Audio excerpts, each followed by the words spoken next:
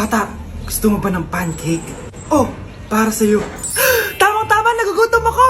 Mag-iingat ka palagi, ha? Ah, sige po.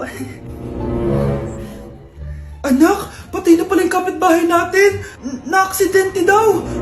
Yung palagi naka-jacket, Nay? Oo, anak. Kaya ikaw, mag-iingat ka palagi, ha? Ha? Paano patay eh? Nakita ko pa lang siya kanina. Naku, sinasabi ko sa'yo, anak. Binumulto na naman tayo. Binigyan niya pa nga ako ng pagkain eh. Pagkain? Huwag mong kakainin yan. May masamang mangyayari sa'yo. Ano yun, Nay? Kinain mo? Anak? Sinasabi ko na nga ba eh.